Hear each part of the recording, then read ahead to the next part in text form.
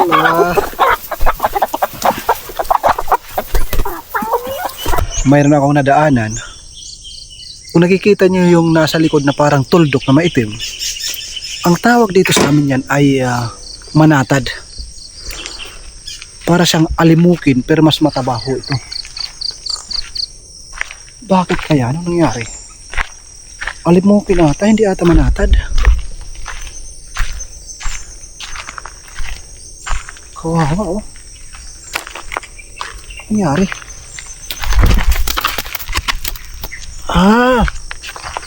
Sisiw mga kaparamers. Akala ko'y malaki. Alimukin. Sisiw pa. Pwedeng alagaan. Nangihina. Nangihina oh. Basang-basa.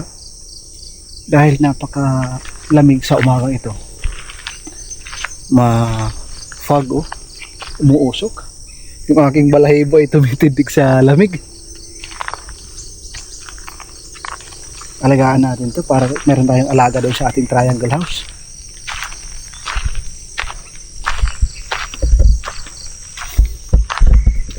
Malamig at napakaaliwalas ng umaga. Siguradong matinding sikat ng araw.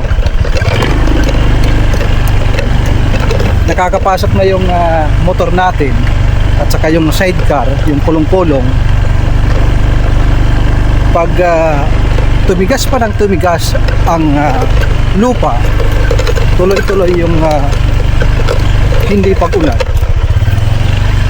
makakapag-order na tayo ng buhangin. Makakapasok na dito sa ating triangle house dahil mayroon tayong parating na 7 na native na baboy kasama yung inahin. Wow, dito lang tayo dahil naka Jigger! Jigger! Saan kaya si Brad? Ba't wala dito? Jigger!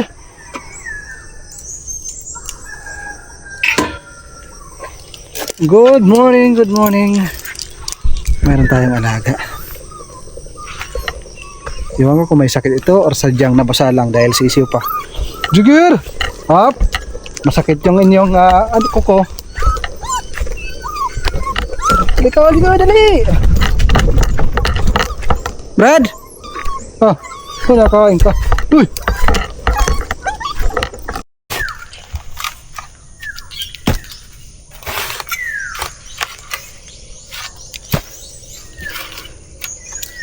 Unti-unti natin na tinatanggal yung mga bundok na maliliit. Ilalagay ko doon sa mababang lugar. Doon sa harapan ng ating triangle house. Para pagdating ng tag-ulan, hindi aapaw yung tubig, hindi pupunta doon. Dahil papagandahin ko yung harap nito. Sa mga susunod na araw, lalagyan ng graba at saka buhangin.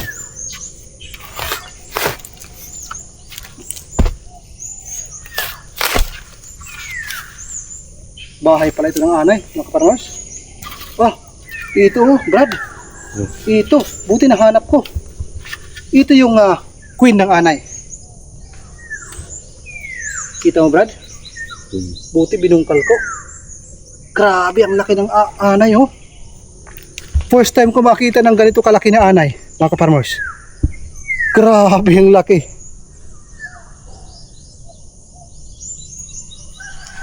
Pakita ko sa inyo ng harap-harapan.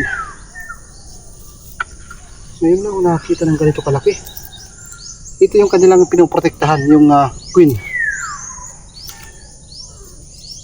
Grabe ang laki Brad. Ilang kaya ang queen sa isang bahay ng anay? Ito ang dapat pinupuksa. Dahil ayon sa mga eksperto, pag hindi mamamatay ang queen, napakaraming itlog sa loob oh. Nakita na ba kayo ng ganito kalaking anay? Laki oh. Yan yung ulo oh. libo-libo daw yung pinanganganak nito. Siya yung nagproproduce ng anay, kaya hindi mapuksa-puksa. Kaya kung pupuksain natin ang anay, kailangan hanapin yung queen. Grabe, ang laki, ang haba. 2 pulgada oh. Tingnan nyo, lampas pa nga 2 pulgada. Dito lang muna yan, dahil lalagyan ko yan ng insecticide para siguradong mamatay. Pinubungkal ko yung mga ganito para mapatag.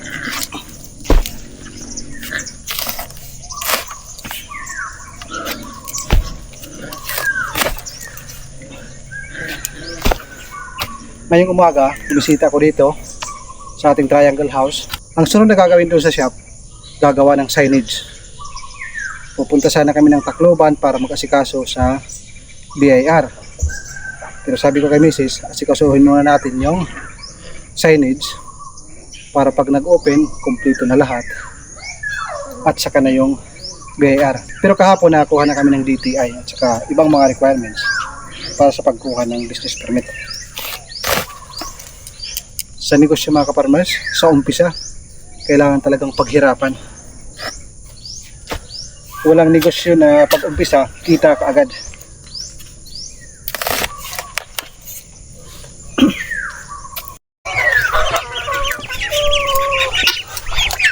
Good morning! Yung ating mga alaga oh, gutom na.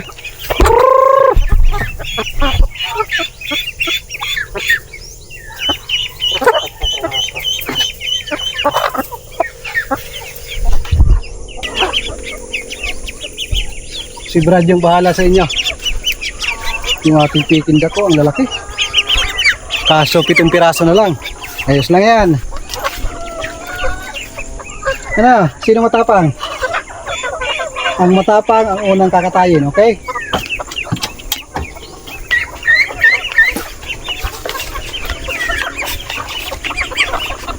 Pakain si Brad. Sige, pasok.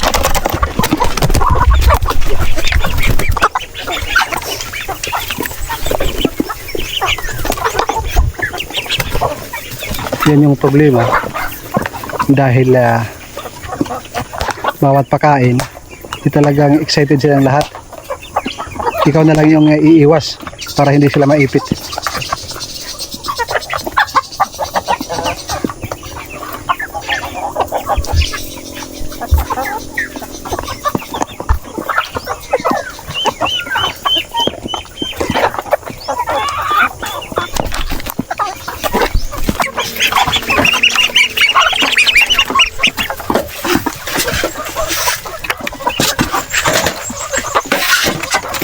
Anong ano yan? Halo?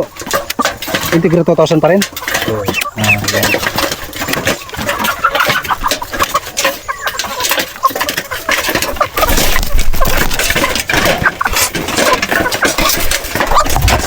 Yung tanim na pipino kahit maliliit, namumunga siya oh. Nung simula ng mamunga.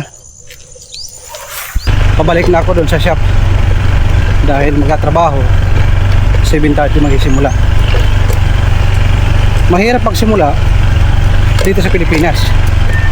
Pero mas mahirap kung hindi ho tayo magsisimula. Tatanda tayo sa abroad. Pagbalik sa Pilipinas, matanda na, mahirap na magsimula, mga partners. Yan ho yung nasa isip ko nung nasa abroad ako. Yung gagawin namin na signage, ito yung higaan ng nakatira dito. Yung may-ari dito namatay. Swerte daw ito sa negosyo, mga ka-farmers. Yung mga angle bar gagamitin kasi nasa likod lang na bubulok. Malaking tipid na rin yan.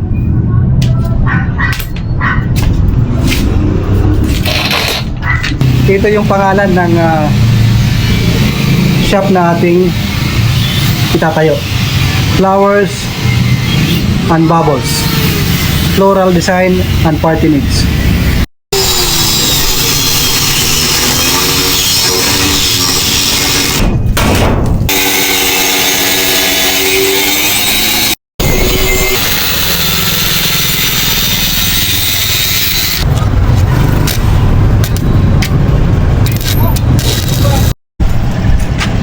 Malapit na matapos mga kaparmers. Nakikita ng dagway.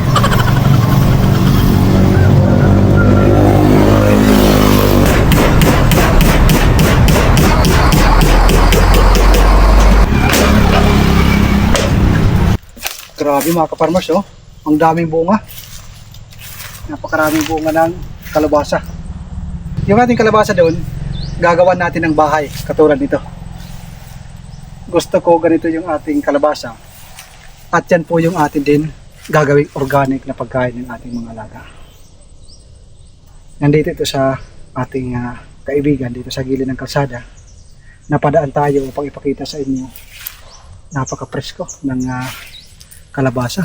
Ito maliliit pa, pero yan pwede nang ma-harvest, malalaki na.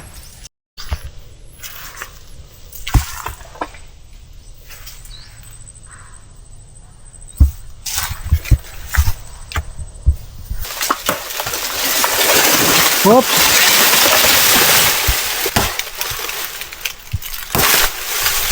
Okay. Hinog na?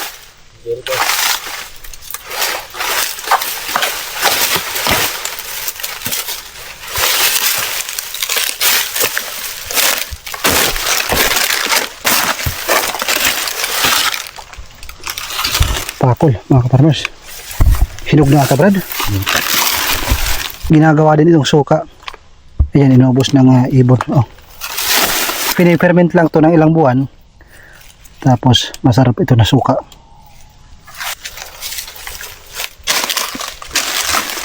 Oh! Hinog sa puno. Papaya. Pagkain natin sa ating mga alaga. Snack. Ito yung favorite din nila sa pagkain.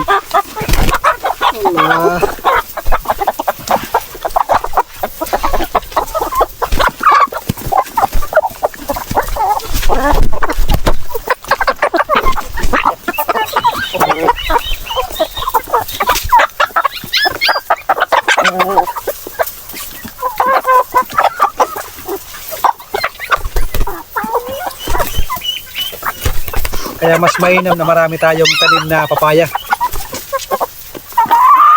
Simula sa katawan, sa dahon, at sa bunga, kakainin ng ating mga alagang manok at sa ating Peking duck, maging sa ating Muscovy.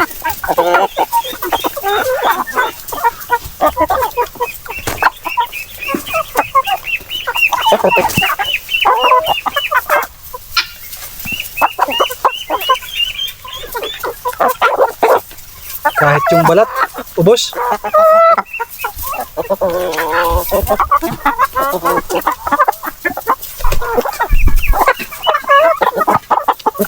Wala na.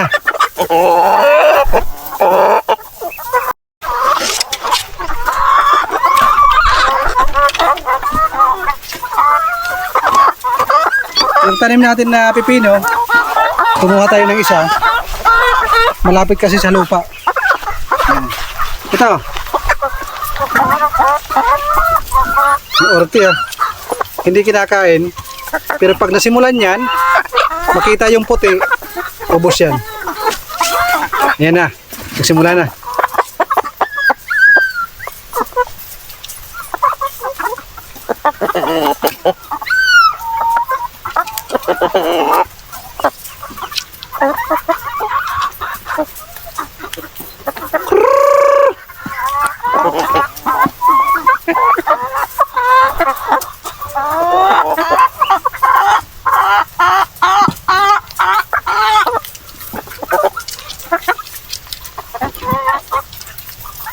Kaya mas maganda talaga na marami tayong tanim na mga gulay. Yung pipino napakabilis mamunga. Halos more than one month lang mamunga na yung pipino.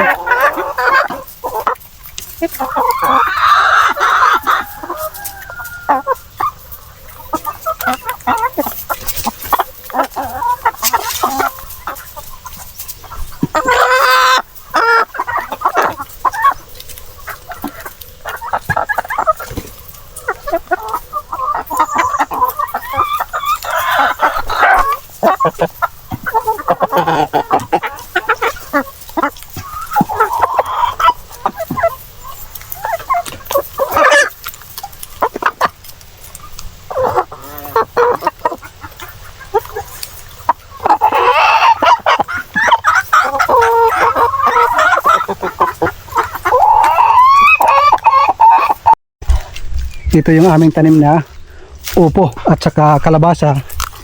Lalagyan natin ng yung parang nakahang pag namunga.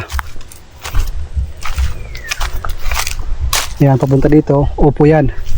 Doon is kalabasa. Maging dito sa labas, mga upo yan.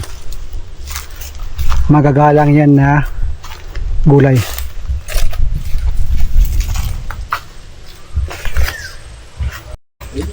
Grabe, mga kaparmers, yung ating biik na dinala dito. Hindi na biik, oh. Laki na. Laki na, Brad.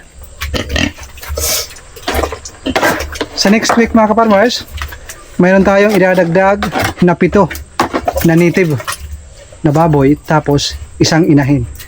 Dadalhin na natin dito dahil nag 1 month na. Daming pagkain, Brad. Tubig. Sige. Oh.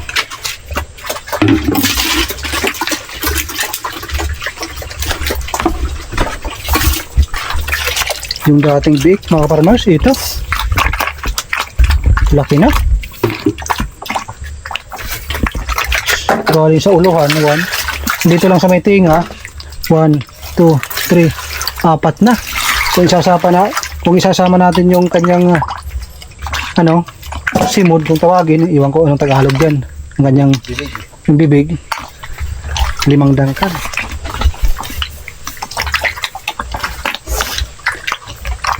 Dahil inahin to, inahaluan namin ng banana trunk, kinakain naman.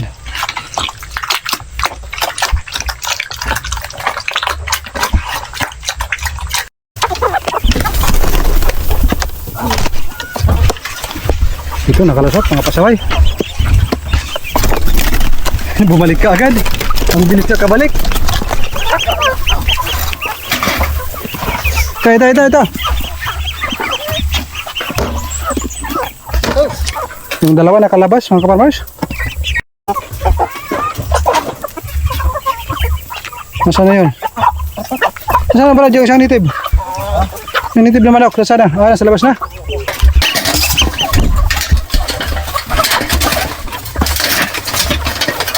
Ang dami nito, Brad. Ito lang sila. Pinalitan mo na yun, ano? Hello. Pandi lang sa paa. Palitan mo bukas, ha? Oo.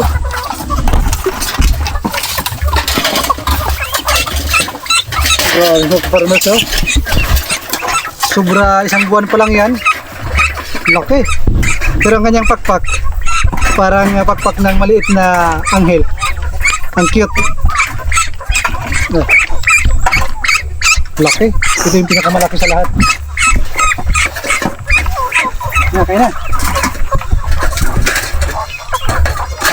Ubus nila yan.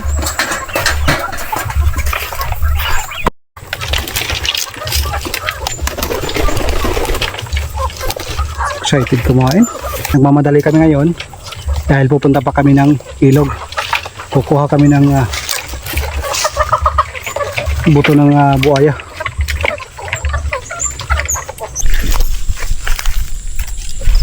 Di kagi.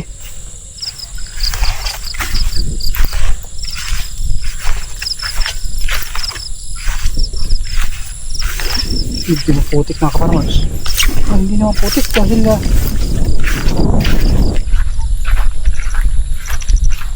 dito tayo sa gilid ng ilog.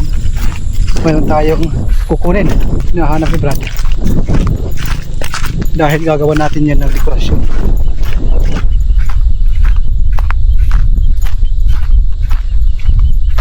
Ang ganda ng ating flower shop na sinimulan. Tuloy-tuloy lang.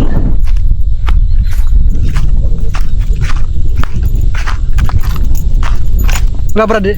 Wala Brad. Iwan ko kung nasaan.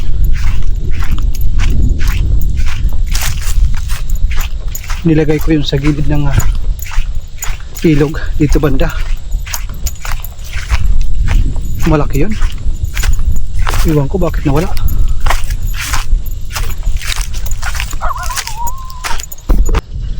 Sa wakas, nahanap din namin yung aming hinahanap. Ito yan mga farmers. Kayang kaya. Medyo madilim na dahil alas 6 na. Bigat. Doon sa shop papakita namin itong magandang kahoy, magandang klase. Napakatibay nito at magandang value dito. Ito yung ating dala galing sa gilid ng ilog. Yan napakagandang dekorasyon ito. Pwede ito sa mga museum at sa mga malalaking bahay. Mayroon tayong in-order na parang may pagka-realistic na dahon ng orchids.